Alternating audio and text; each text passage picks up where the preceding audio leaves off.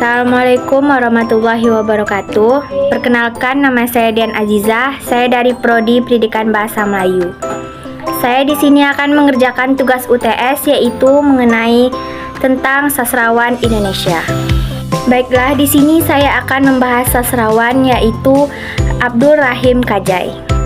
Ketika membicarakan tokoh penting dalam sastra dan kewartawanan Melayu klasik, Abdul Rahim Kajai tidak bisa dilewatkan. Seorang sastrawan dan wartawan ulung, beliau berjasa besar dalam membentuk kesadaran masyarakat Melayu melalui tulisan-tulisannya yang tajam, bermakna, dan penuh sindiran halus. Abdul Rahim Kajai lahir pada tahun 1894 di Setapak, Selangor, Malaysia.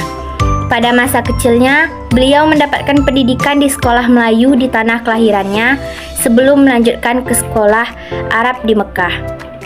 Pengalaman hidup di Mekah sangat berbentuk pandangannya, baik dalam hal keagamaan maupun semangat perlawan terhadap penjajahan.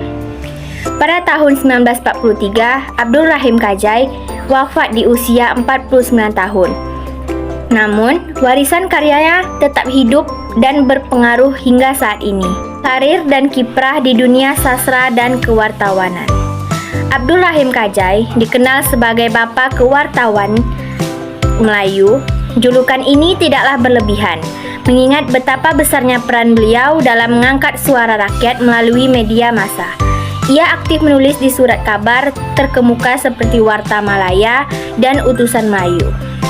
Sebagai anggota Rusdia Club, Abdul Rahim Kajai tidak hanya fokus pada berita, tetapi juga memperkuat sastra Melayu melalui cerpen dan novel. Rusdia Club sendiri adalah kelompok elit para penulis dan pemikir Melayu di zaman itu, yang bertujuan memperkaya dan memajukan bahasa serta budaya Melayu. Gaya penulisan Abdul Rahim Kajai.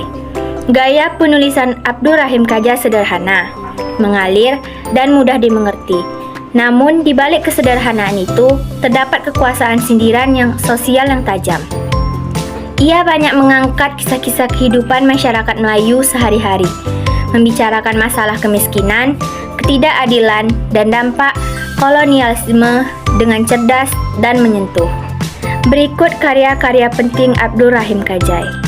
Yang pertama ada cerpen yang berjudul Cerita Awang Putat, Cerita Awang Dikir, Cerita Pak Pandir, Moden. Melalui cerpen-cerpen ini, Abdul Rahim Kajai sering menggunakan humor dan karakter rakyat biasa untuk mengkritik perilaku masyarakat dan penjajah. Yang kedua ada novel yang berjudul Patah Tumbuh.